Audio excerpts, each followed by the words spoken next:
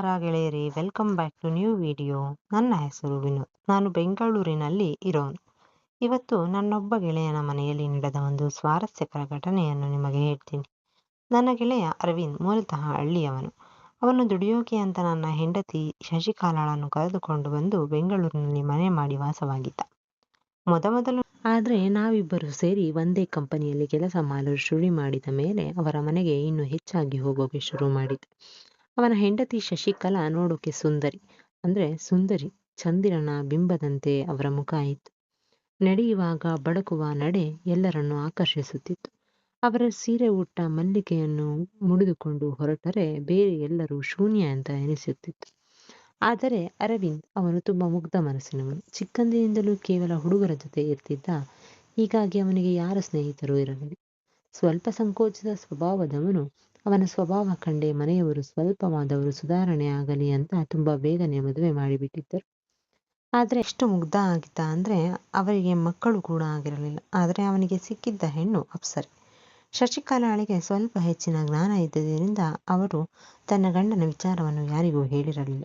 ಹೀಗಿರುವಾಗ ಒಂದು ದಿನ ಅವರು ಅರವಿಂದನ ಮೇಲೆ ಪ್ರೀತಿಯಿಂದ ಬಿದ್ದಾಗ ಅವನು ಅಯ್ಯೋ ಹೊರಗೆ ಕೆಲಸ ಇದೆ ಅಂತ ಹೇಳೋಕೆ ಸಿದ್ಧನಾಗಿದ್ದ. ಆಗ ಶಶಿಕಲಾ, ನೀವು ಇದೇ ರೀತಿ ಅಮಾಯಕರಾಗಿ ಪೆದ್ದರಾಗಿದ್ದರೆ ನಮ್ಮ ಸಂಸಾರ ಹೇಗೆ ಸಾಗುತ್ತದೆ? ನಿಮಗೆ ಗೊತ್ತಿಲ್ಲ ಅಂದರೆ ಯಾರನ್ನಾದರೂ ಕೇಳಿಯಾದರೂ ತಿಳಿದುಕೊಳ್ಳಬೇಕು. ಪಕ್ಕದಲ್ಲಿ ಇಷ್ಟು ಸುಂದರಿ ಇದ್ದರೂ ಒಮ್ಮೆಯಾದರೂ ಮಾತನಾಡಬೇಕು, ಆಸ್ವಾದಿಸಬೇಕು ಎಂದಿದ್ದರು. ಆಗ ಅವನು, ಅಯ್ಯೋ ಅದು ಹಾಗಲ್ಲ, ನನಗೆ ಹಸಿವಾದಾಗ ತಾನೇ ಊಟ ಮಾಡ್ತೀವಿ. ನೀನು ಈಗಲೇ ಬಂದು ಊಟ ಮಾಡು ಅಂದರೆ ಸೇರುತ್ತಾ ಅಂದ. 2 ವರ್ಷದಿಂದ ಬರೀ ಇಂತಹ ಮಾತು ಕೇಳಿಕೊಂಡು ಸಾಕಾಗಿದೆ. ನೀವು ಇದೇ ರೀತಿ ಮಾಡ್ತಾ ಇದ್ರೆ ನಾನು ನನ್ನ ತವರು ಮನೆಗೆ ಹೋಗ್ಬಿಡ್ತೀನಿ ಅಂತ ಹೆದರಿಸಿದರು. ಆಗ ಅವನು ಕೂಡ ಅದೇನೋ ಯಾವಾಗ ನೋಡಿದ್ರು ಹೋಗ್ತೀನಿ ಅಂತ ಹೆದರಿಸ್ತೀಯಾ, ನಾನು ಮೊದಲು ಕೂಡ ಒಬ್ಬನೇ ಇದ್ದೆ ಅಂದುಬಿಟ್ಟ. ಆಗ ಅವರು, ನೀವು ಹಾಗೆ ಇದ್ದುಕೊಂಡೇ ಹೀಗೆ ಆಗಿದ್ದೀರಿ ಅಂತ ಕಣ್ಣೀರು ಹಾಕೋಕೆ ಶುರು ಮಾಡಿದರು. ಕೊನೆಗೆ ಅವನು ಸಮಾಧಾನ ಮಾಡಲು ಹೋದಾಗ, ಯಾವಾಗ ನೋಡಿದ್ರು ಇದೇ ರೀತಿ ಏನಾದರೂ ಸಮಾಧಾನ ಹೇಳ್ತೀರಾ ಹೊರತು ಒಂದು ಸಲವೂ ನನಗೆ ಹಸಿವನ್ನು ತೀರಿಸಿಲ್ಲ ಅಂತ ಹೇಳಿದರು. ಕೊನೆಗೆ ಅವನ ಆ ಮಾತನ್ನು ಕೇಳಿ ಅಲ್ಲಿಂದ ಹೊರಗಡೆವಾಗ ನಾನು ಅಲ್ಲಿಯೇ ಹೊರಗೆ ನಿಂತನ್ನು ನೋಡಿ, ನೀನು ಯಾವಾಗ ಬಂದೆ ಎನ್ನುತ್ತಾನೆ. ನನಗೆ ಸ್ವಲ್ಪ ಗಾಬರಿಯಾದರೂ, ಇವಾಗ ಬಂದೆ, ಚಪ್ಪಲಿ ಬಿಟ್ಟು ನಿಂತು ಬಾಗಿಲು ಬಡಿಯೋಬೇಕು ಎಂದುಕೊಂಡೆ, ನೀನೇ ಹೊರಗೆ ಬಂದು ಬಿಟ್ಟೆ ಅಂತ ಹೇಳಿದೆ. ಹೊರಗೆ ಹೋಗೋಣ, ಕೆಲಸ ಇದೆ ಬಾ ಅಂತ ಹೇಳಿದ. ಕಣ್ಮುಂದೆ ಸುಳಿದ ಸೌಂದರ್ಯ. ನಾವಿಬ್ಬರು ಟೀ ಕುಡಿಯಲು ಅಂಗಡಿಯಲ್ಲಿ ಕುಳಿತಾಗ ನನ್ನ ತಲೆಯಲ್ಲಿ ಅವರಿಬ್ಬರು ಮಾತನಾಡಿದ್ದರ ಬಗ್ಗೆ ಯೋಚನೆ. ನನ್ನ ಗೆಳೆಯ ಅದೃಷ್ಟವಂತ, ಇಂತಹ ಸುಂದರಿಯನ್ನು ಇಟ್ಟುಕೊಂಡು ಪ್ರತಿದಿನ ಹಬ್ಬ ಮಾಡುತ್ತಿರಬೇಕು ಅಂತ ಅಂದುಕೊಂಡಿದ್ದೆ. ಆದರೆ ಇಲ್ಲಿ ಏನೂ ಆಗಿಲ್ಲವಲ್ಲ, ಎಲ್ಲರೂ ಖಾಲಿಯಾಗಿ ಇತ್ತು. ಹೀಗೆ ನಾನು ದಿನ ಅವನು ಆಫೀಸ್ಗೆ ಹೋದಾಗ ಬೇಗಂತಲೇ ಅವರ ಮನೆಗೆ ಹೋಗುತ್ತಿದ್ದೆ.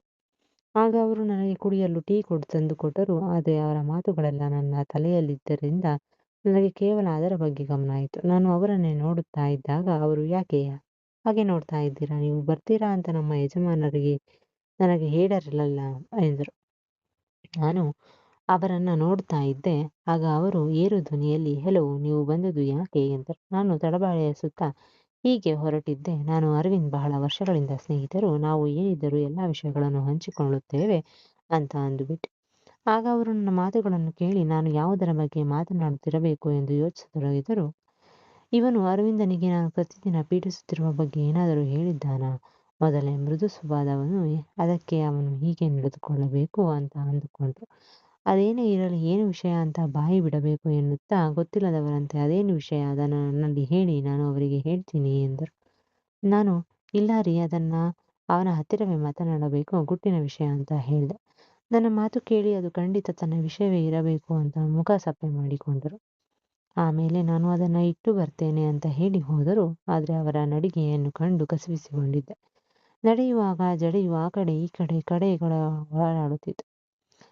ಈ ಜಿಂಕೆ ನನಗೆ ಸಿಗುವಂತಿದ್ದರೆ ಎಂತ ಮನಸ್ಸಿನಲ್ಲಿ ಅಂದುಕೊಳ್ಳುತ್ತಿದ್ದೆ. ಆಗ ಅವರು ನನ್ನನ್ನು ತಿರುಗಿ ನೋಡಿದರು. ನನಗೆ ಗಾಬರಿಯಾಗಿ ಹೃದಯ ಬಡಿತ ಜೋರಾಗತೊಡಗಿತ್ತು. ಆಮೇಲೆ ಬಂದು, ನಿಮ್ಮಲ್ಲಿ ಕೇಳುವುದನ್ನೇ ಮರೆತೆ, ನನ್ನನ್ನು ಈ ರೀತಿ ನೋಡ್ತಾ ಇದ್ದೀರಾ, ಹಿಂದೆ ಮುಂದೆ ಎಲ್ಲ ನೋಡ್ತಾ ಇದ್ದೀರಾ, ಟೀ ಕೊಡುವಾಗ ನೋಡ್ತಾ ಇದ್ದೀರಿ, ಹೋಗುವಾಗ ಹಿಂದೆ ನೋಡ್ತಾ ಇದ್ದೀರಿ, ನನಗೆ ನಿಮ್ಮ ನಡವಳಿಕೆ ಎಲ್ಲ ಗೊತ್ತಾಯಿತು ಅಂತ ನೇರವಾಗಿ ಕೇಳಿದರು.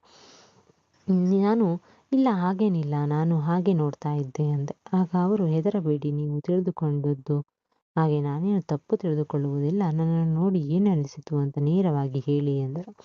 ಅವರು ಹಾಗೆ ಹೇಳಿದ್ದೆ ಕೇಳಿ ನನಗೆ ಇನ್ನಷ್ಟು ಭಯವಾಯಿತು. ನಾನು ನನ್ನನ್ನು ಕ್ಷಮಿಸಿ ಇಂತಹ ಸೌಂದರ್ಯ ನೋಡಿ ತಡೆದುಕೊಳ್ಳಲು ಆಗಲಿಲ್ಲ. ಮನಸ್ಸಿಗೆ ಹಿಡಿಸಿತು. ಅದಕ್ಕೆ ಹಾಗೆ ನೋಡ್ತಾ ಇದ್ದೆ. ಅದನ್ನು ಬೇರೆ ಯಾರಿಗೂ ಹೇಳಬೇಡಿ ಅಂತ ನೇರವಾಗಿ ಹೇಳಿದೆ. ನೀವು ಯಾಕೆ ಈ ರೀತಿ ಹೆದರ್ತಾ ಇದ್ದೀರಾ ಅಂದರು. ನಾನು ಹೇಳ್ತೀನಿ ಅಂದೆ. ಆಗ ಅವರು ಇಷ್ಟು ದೂರ ಬಂದು ಮೇಲೆ ನಾಚಿಕೆ ಯಾಕೆ? ನನ್ನನ್ನು ಈ ರೀತಿ ನೋಡಿದಾಗ ನಿಮಗೆ ಏನು ಅನಿಸಿತು ಹೇಳಿ ಅಂತ ಮತ್ತೆ ಕೇಳಿದರು. ಇಲ್ಲ ಹಾಗೇನಿಲ್ಲ, ಏನೋ ತಪ್ಪಾಗಿದೆ, ದಯವಿಟ್ಟು ಹೋಗಲು ಬಿಡಿ ಎಂದೆ.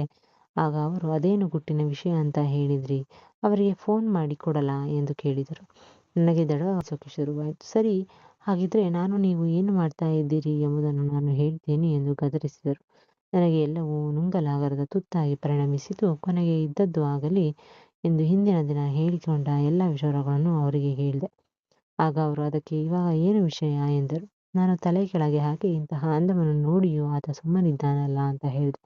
ಅವರು ಅದೆಲ್ಲ ನನಗೆ ಗೊತ್ತು, ಮುಂದೆ ಹೇಳಿ ಎಂದಾಗ ನಾನು ನಿಮ್ಮನ್ನು ಮೊದಲ ಸಲ ನೋಡಿದಾಗಲೇ ನನ್ನ ಮನಸ್ಸನ್ನು ಏನೇನೋ ಅನ್ನಿಸಿತ್ತು.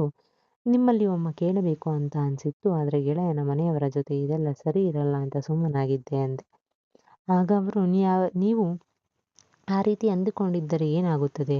ನಿಮಗೆ ಅನಿಸಿದ್ದು ಹೇಳಿದರೆ ತಾನೇ ಎಲ್ಲ ಗೊತ್ತಾಗುತ್ತದೆ. ಆಗಲೇ ನಾನು ಅದಕ್ಕೆ ಏನಾದರೂ ವ್ಯವಸ್ಥೆ ಮಾಡಿದ್ದೆ ಅಂತ ನಗುತ್ತಾ ಹೇಳಿದರು. ಇದನ್ನು ಕೇಳಿ ನನಗೆ ಗಾಬರಿ ಮತ್ತು ಆಶ್ಚರ್ಯವಾಯಿತು. ನಿಮ್ಮ ಮಾತನ್ನು ನನಗೆ ನಂಬುವುದಕ್ಕೆ ಆಗುತ್ತಿಲ್ಲ ಅಂದಾಗ ಅವರು ಅನುಮಾನ ಬೇಡ, ನಾನು ಹೇಳುತ್ತಿರುವುದು ನಿಜವೇ. ಇವಾಗ ಹಸಿವಾಗಿದ್ದರೆ ಹೇಳಿ, ಅದನ್ನು ನಾನು ತೀರಿಸ್ತೇನೆ. ನನಗೂ ಬಹಳ ದಿನಗಳಿಂದ ಹಸಿವಿದೆ, ಆದರೆ ಅರವಿಂದ್ ನನ್ನ ಹಸಿವನ್ನು ತೀರಿಸುತ್ತಿಲ್ಲ. ನಾನು ಬೇರೆ ದಾರಿ ಹುಡುಕುತ್ತಿದ್ದೆ. ಇವಾಗ ನಿಮ್ಮ ಮಾತು ಕೇಳಿ ನನಗೆ ಧೈರ್ಯ ಬಂದಿತು ಎಂದರು.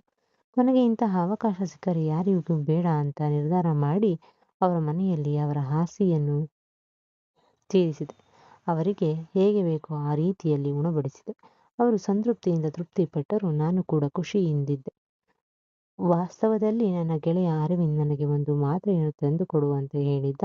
ಅದನ್ನು ಕೊಡಲು ಬಂದಿದ್ದೆ. ಆದರೆ ಅಲ್ಲಿ ನಡೆದದ್ದೇ ಬೇರೆ ಘಟನೆ ನಡೆದಿತ್ತು. ಎಲ್ಲದಕ್ಕೂ ಅದೃಷ್ಟ ಬೇಕು ಅಂತ ನಾನು ಸುಮ್ಮನಾದೆ. ಮನೆಗೆ ಹೊರಟು ಹೋದೆ. ಇಲ್ಲಿಗೆ ಈ ಕತೆ ಮುಗಿಯುತ್ತದೆ. ಸ್ನೇಹಿತರೆ, ನಿಮಗೆ ಈ ಕತೆ ಇಷ್ಟವಾಗಿದ್ದರೆ ಲೈಕ್ ಮಾಡುವುದನ್ನು ದಯವಿಟ್ಟು ಮರೆಯಬೇಡಿ. ಮತ್ತೆ ಇಂತಹ ಇನ್ನಷ್ಟು ಕತೆಗಳಿಗಾಗಿ ನಮ್ಮ ಚಾನಲನ್ನು ಸಬ್ಸ್ಕ್ರೈಬ್ ಮಾಡಿಕೊಳ್ಳಿ. ಮತ್ತೆ ಸಿಗೋಣ. ಧನ್ಯವಾದಗಳು.